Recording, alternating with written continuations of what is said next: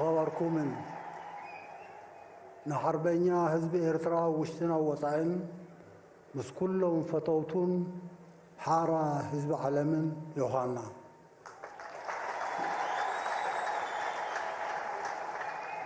أبدي كاب عمتنا بعمت نادمقن نحيلن زخيت سنبلات نزانا 34 عمت زخرنا صنت بزتفلالي مسانادوتات قرما زلبسو كله من ملأختات يوحنا زلعخون لعل مسقانا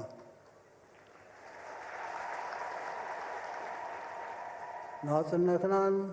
لولاونتنان وهدتنان بصونت مريتنان عمت أوش تخبيت مسرحين معبالن هاقراو هنساتنا أبن قمقملو بمنصر علماون زواون معباليتات كرئن كله ناصنتنا محيالن مدرعين كابتي هانقو نبلو رتعوي علماوي سرعاتن زوباوي ناي مكببارن ممللائن متحققاتن رقعتن رهوان تمرد تنصيلو سلازي رأي ناتي علماون زواون هواهو بوضعاونتن تزامادنتن كننببو قبوي أبناء عامن ناي قدميون زنورو معباليتات قنع نبابنا عبطون كله نايزي ناي 34 أقاطامي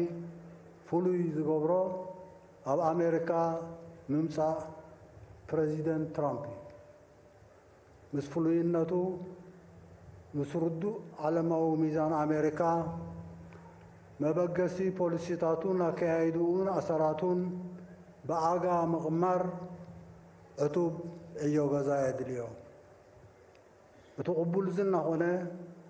بتترئيون ديناميكنتون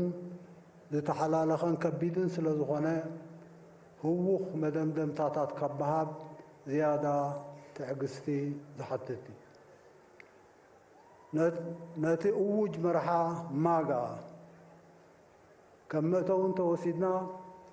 نا أمريكا داقم عباين مقبار وأمريكا داقم عباي كتكون انت خويناتي شتو بريزيدنت ترامب قدم استراتيجيون وطناتون اكايدون قجل زول حطوطات الله عباي انتاي مالتي سلامنتا أمريكا عباي زي كونتمو عباي كتكون ذل زلو بخميك عباي كتكون تخيل عباي مالت زبل سقط ويزعب تمد باندسترياوي وتصيد زعبيت بتكنولوجياوي معبالي قدمت بوتهدراوي قلبت زحيلت بخل صلوا زدارقا زي بالله تفرحيت وزيت كما حفشاو موكسن توسيدنا كاب تاريخاوي أمصاصا أمريكا جميركا خيبلنا علماو مخان أمريكا أموال زحول كويناتن أبناء حلف 3 عامتاتن كو خطراوي اندراتات موائلن زنوبرو خستات ودعوي نباب يحتد مسؤوت بغنا مصايخ انتاي كمسل يخيل نبل دحر مختام زحول كوينات أبزن زحلفا 35 عامتات طراين تتعذبنا عالم بزيت ودادارهم قصاص راينا بستوهللو مس أباخاني وصعيتات من محدارات واشنطن توهللو زغالب زولو لعل 3 تريليون عدادات أمريكا بعلو ززارب حدا أمريكاتي بتمساسالي عنداري فلسفنا من محدارات واشنطن زحسرة تخفالي عيون ساعاتن مستحط أهلا خلنت أبزلون هاجرات قدمت شاينا اندستريتاتنا أساقيمنا زيادة مقصب كنخعبتنا زتبهلون نا أمريكا كبيت كسراتاتيو أخطيلو لومي باندسترياو وصيت أب عالم قداميتي شاينا أب تكنولوجياو صبللتنتون أب استفلالي خفالاتو زنبرة معرق أمريكا زبيلو طراي زي كونه መጻኢ ምዕባሌታቱ ንናይ ኣሜሪካ ቀዳማይነት ዝእምት ኣይኮነን ብወተሃደራዊ ጉልበት ኣሜሪካ ዝሓየለት ኣይኮነትን ብዘይካ ናይ ናቶ ፈርካሽ ቁመና ዝተፈላለዩ መምዘኒ ዝርዝራት ዝእምትዎ እዩ ብፓሬዳት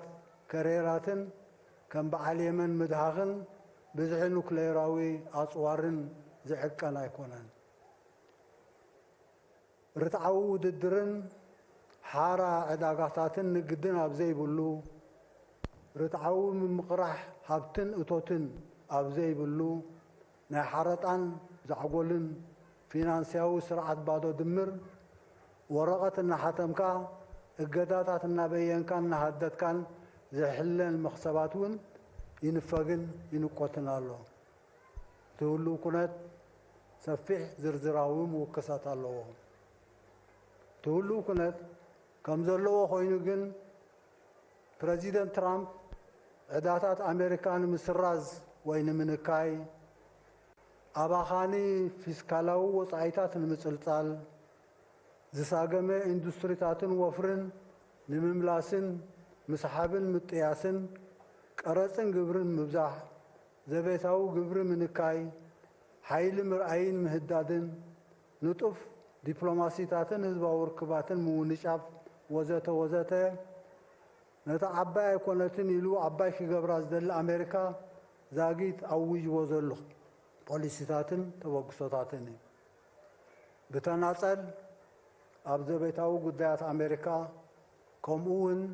ምስ ቻይና ሩስያ ኤውሮጳ እስያ ላቲን ኣሜሪካ ኣብ ዝተፈላለዩ ዓውድታት ይኹን ብጥሙር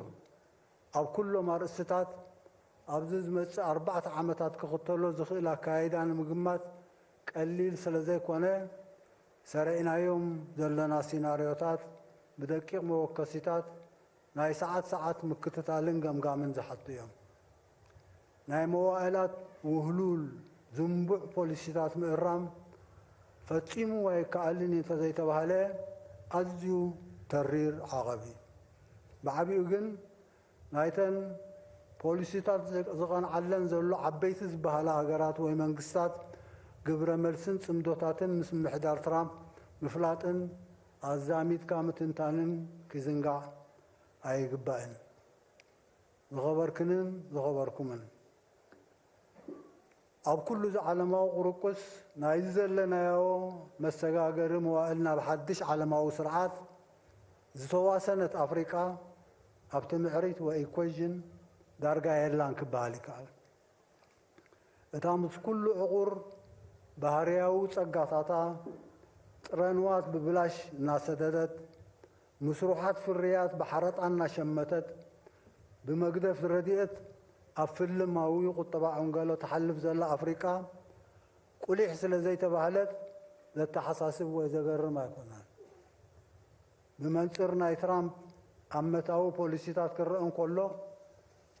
زي تحسبلو وإذا تقمت سعبينات كم زبهال أو أفريقيا بمقدفن دقومان أمريكان كالوتن كخيد السنة سنكوف سرعة كغير نا أفريقاويان عدل ذهبن زغس كسني بغمي أفريقيا بزنزمت 4 عامات تواسات رايزي كونه نزلاق النت زهلو رتعو حدش على ما سرعة ممصا انتاي كتقبر تغيل داقيت تنادفو زولو بوليسيتاتنا كالليسنا كنسفعن كنعمقن زحجزي نخبركنن نخبركمن اتزقربه زوباوي كناساتنا خ كابتو غدوبنا نبلو ناي مكببارن ممللاين متحققازن رغاتن رهوان تمرد زولونا قوامي استراتيجي زبغس كوينو مسجو استراتيجياو تعفافنس نايتو غدوبو صلواتات المعباي زغبر وي زهقن متتاواتن شرعتاتن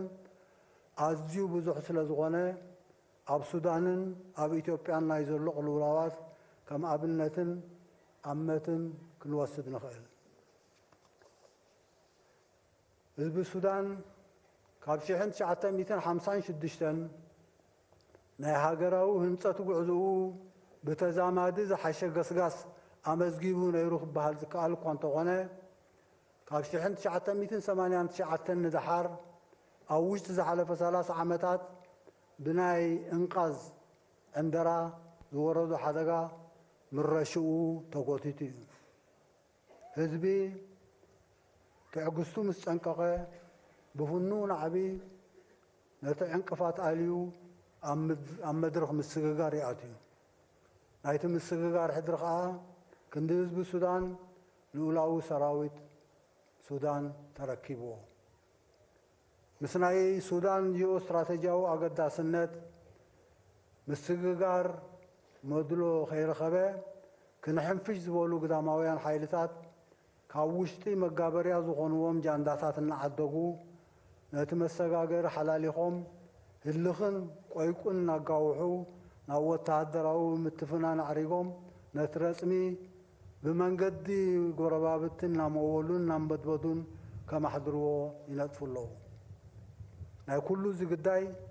ካብ መከራ ናብ መከራ ወዲቑ ዘሎ ህዝቢ ሱዳን እዩ ህዝቢ ሱዳን ነቲ ጉዕዙኡ ኸሊፉ መከራ ዘውርደሉ ዘሎ ሸርሒ ተመኪሩሉ ተቃውምኡ ከስፍሕን ካሕይልን ተበጊሱ ኣሎ ጎደቦ ሱዳን ከዓ ሕልናዊ ሓላፍነቱ ተሰኪሙ ዘይተቆጠበ ደገፉ ንህዝቢ ሱዳን ክህብ ግቡእ እምበር ግንዖ ኣይኮነን ኣብ ኢትዮጵያ ከንተበልና ንልዕሊ 80 ዓመታት ወይ 3 ወለዶታት ኢትዮጵያ ናይ ወኪልና ወኪል ክትኮነና ዝብሉ ናይ ዋሽንግተን ፎስተራት ጃንዳ ፎስተር ዳላስ ማለት እዩ ዘበገስዎ ዝንቡዕ ፖሊሲታት ዘኸተሎ ቅልውላዋትን ዕንወትን ኣመዛግብቲ ስኑድ እዩ ኣብ መዋዕል ዝሑል ኩናት ብተመሳሳሊ ሞጎት መራሕቲ ሶቪየት ነበር ዝፈጸምዎ ጌጋታት እውን ስኑድ እዩ ናይ ክልተ ወለዶ ሃገር ናይ ምህናፅ ዕድል ኣብ ኢትዮጵያ ተኸሲሩ ድሕሪ ምኽታም ዝሑል ኩናት ናይ ሃገር ናብ ሃገር ዘይግነት ምህናፅ ክንዲ ምብጋስ ኤትኒካዊ ምትፍናን ዘጋድድ ዝተወስደ ሕርያ ዘኸተሎ ዕንወት ሓተታ ዘድልዮ ይኮነን ኣብ ዝሓለፈ 7 ዓመታት ድሕሪ ኩሉ እቲ ኤትኒካዊ ፌደራልነት ዘኸተሎ ቅልውላውን ዕንወትን እረማ ወይ ሪፎርም መፂኡ ኣብ ዝተባሃለሉ ከምቲ ኣብ ህዝቢ ኢትዮጵያ ዝገንፈለ ናይ ተስፋ ስምዒት ኣብ ህዝቢ ኤርትራን ካልኦት ህዝብታት ጎረባብትን ህዝብታት ዓለምን ዝፈጠሮ ተስፋታት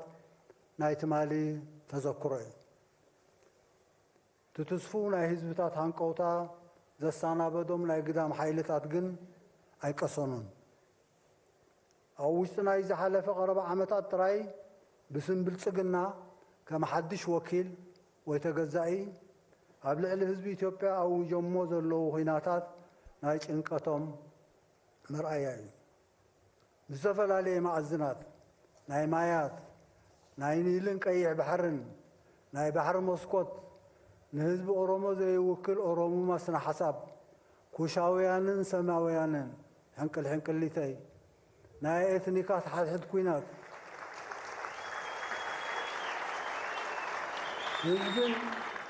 ህዝብን መሬትን ዓፈር ከም መድረኽ መጻወቲ ምዝማዝ ወዘተ ትዕንደራን መሁታቱን ኣብ መወዳእታ ህድማን ቅድሚት ጥራይ ክበሃል ዝከኣል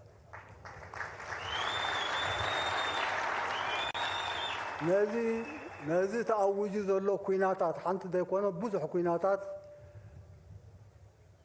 ንምብራዕ ዝጓረት ዘሎ ቴክኖሎጂ ናፅዋርን ምስ ዘሰንዮ ሕሱር ጃህራን ፈኸራን ምዝጉብ ንመዕደግን መበከልን ዝሰልዑ ዝወፅእ ዘሎ ዶላራት እውን እልቢ ይብሉን ከም ሳልሳይ መጋበርያ ሓሶት ንምንዛሕን ሓቅታት ንምዕፋንን ምዝንባዕን ጽልእን ቅርሕንትን ንምጥቋስ ተዋዲዱ ዘሎ መናፍሕ ስነ ኣእምራዊ ኩናት ዝበሃል እውን ብዙሕ እዩ ንተጻብኦ ህዝብን መንግስትን ኤርትራ ዝፈሓት ዘሎ ቁሉዕን ስውርን ሸርሕታት እውን ዘይፈለጠ የለን دايت مدمدمتا تبغيسو زنبره تسفو هنقوطا بنينو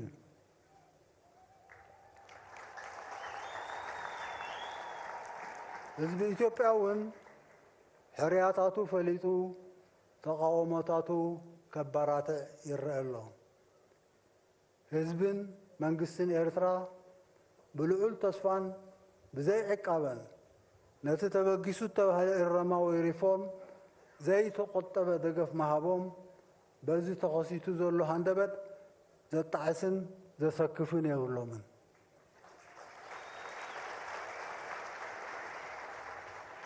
ኣብ ሕሱር ናይ ሓሶትን ምኑቃትን ማዕድታቱን ኣይዕዶሙን እዮም ፍጹም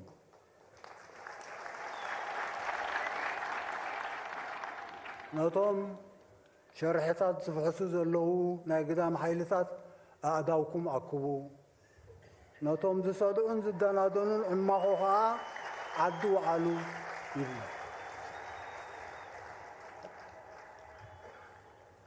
ዝኸበርክንን ዝኸበርኩምን ኣብ ኣህጉራውን ዞባውን ምዕባለታት ተጊህና ብጽሞና ክንከታተልን ኣዛሚድና ኸነንብብን ሕርያታትና ፈሊጥና ክንግስግስን ንቡር እዩ ኣበው ከም ዝብልዎ ግን ብዕራይ ናብ ዘበለ የብል ዕርፊ ኣጽንዕ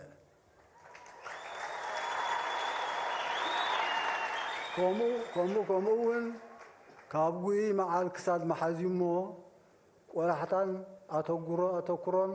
ኣብ ዘቤታዊ ኩነታትናን ምዕባለቱን ሕንበረታዊ ቀድም ኣብ ትሕቲ ዝኾነ ኩነታት ቅድሚ ኩሉ ዝስራዕ ቀዳምነትና ከዓ መኸተ ልምዓት እዩ ከከም ቀዳምነቶም ክሰላሰሉ ዝጸንሑ ልምዓታዊ መደባትና በብጽላቶም ማይ ፀዓት ኤሌክትሪክ ሕርሻ ሃብቲ ባሕሪ ትሕቲ ቅርፂ ብቐንዱ መንበሪ ኣባይቲ መጓዓዝያ ትምህርቲ ጥዕና ወዘተ ብተወሳኺ ድርኺት ኣድማዕነቶም ምእንቲ ክረጋገጽ ኣብ 2025 ድሕሪኡን ኣብ 6 ዘባታት ተኸፋፊሎም ውጥናት ክደቃቐሎም ንትግባረ ዘሳልጥ ጸጋታት ክጎሳጎሰሎም ልዕሊ ኩሉ ግን ዝሰፍሐ ተሳታፍነት ህዝቢ ተወዲቡ ኣበርክቶ ዝገብረሉ ክኸውን ጥሙር ልምዓታዊ መኸተ ኣብ መስርሕ ኣሎ ነቲ ብዝሰፍሐ ዝውደብ ዘሎ ስታፌ ህዝቢ ነቲ ብሓይልታት ምክልኻል ክዕመም ዝጸንሐ እጃም ልምዓት እውን ብስፍሓትን ዓይነትን ዓብዩ ናይ ህዝቢ ዕማም ደሪዑ ብዝሓሸ ኣወዳድባ ኣብ ልምዓታዊ መኸተ ከም ዝሳተፍ ክኸውን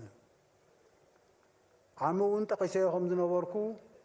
ኣብ ወፃኢ ናይ ዘሎ ሓርበኛ ህዝቢ ዕቑር ዓቕምታት ምስ ንጡፍ ተበግሶታቱ ኣብ ልምዓታዊ መኸተ ገዚፍ ኣበርክቶ ዝገብረሉ ባይታ ንምጥጣሕ ዝተበገሰ ሓሳብ ንምውጣንን ምውዳብን ክሕግዘና ዝተጀመረ መስርሕ ሓበሬታ ስለ ዘይተጻፈፈ ይጉተት ጸኒሑ እዩ ካብ ካልኣይ ፍርቂ 2025 ግን ኣብ ርእሲ እቲ ምስናይ 6 ዞባታትን ሓይልታት ምክልኻልን ውሁድ ውዳበ ኣብ ወፃኢ ናይ ዘለዉ ስታፌ ኣብ መኸተ ልምዓት ከም ሳልሳይ ውሁድ ኣካል ኮይኑ ክሳተፍ እዩ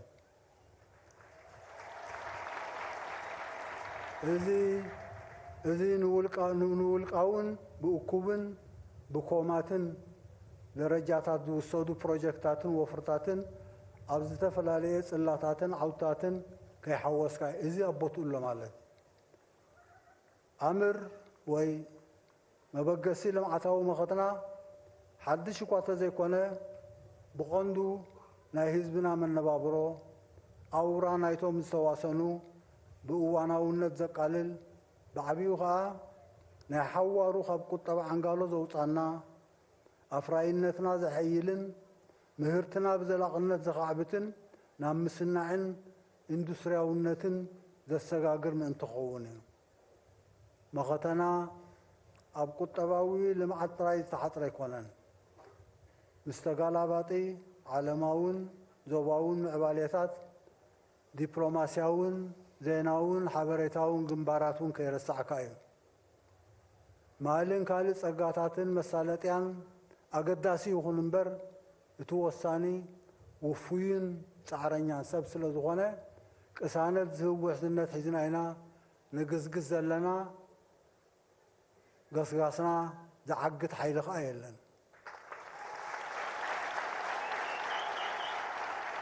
مسرعنا درعنا